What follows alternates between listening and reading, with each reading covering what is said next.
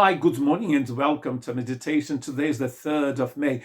I'm meditating on the second coming of our Lord Jesus Christ. The end of everything is near, very near. Let's read in John chapter 14, verses 1 to 3.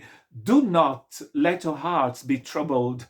You believe in God, believe also in me. My Father's house has many rooms. If there were not, so I would have told you that I'm going there to prepare a place for you. And if I go and prepare a place for you, I will come back and take you to be with me, that you also may be where I am. Jesus said this when the disciples were actually full of fear.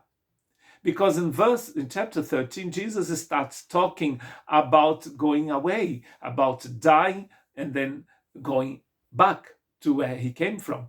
So their hearts are troubled. They are filled with fear. And Jesus is telling them not to be filled, to be troubled. Why? Because he is coming back. He has prepared a place for them. We are going to escape this planet one way or the other, or another. We are not going to be here forever. So we need to be prepared. We need to be prepared. How can we be prepared? We are going to see at the end of this meditation. But in Acts chapter 1, verse 10 to 11, they were looking intently into the sky as he was going, when suddenly two men dressed in white stood beside them. Men of Galilee, they said, why do you stand here looking into the sky? Why are you looking into the sky? Why is your heart filled with fear? Jesus is coming back. This same Jesus who has been taken from you into heaven will come back in the same way you have seen him going into heaven. So sometimes we're just looking into the sky, intently up into the sky, because we are covered with fear. Because our hearts have been troubled.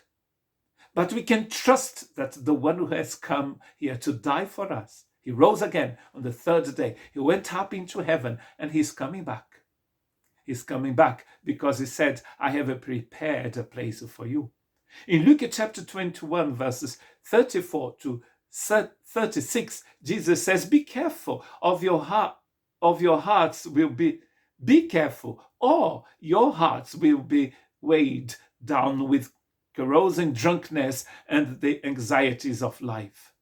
And that day will come on you suddenly like a trap, for it will come on all those who live on the face of the earth.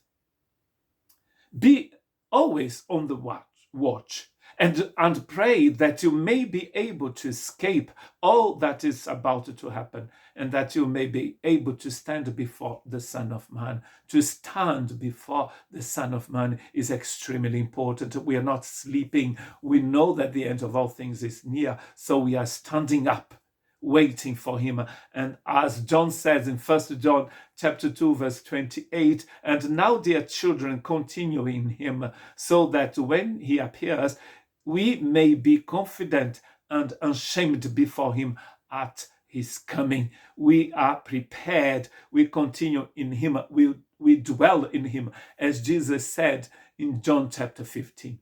To dwell in him is to be prepared. To dwell in him is to be waiting for him to come back, and he will come back to take us up with him.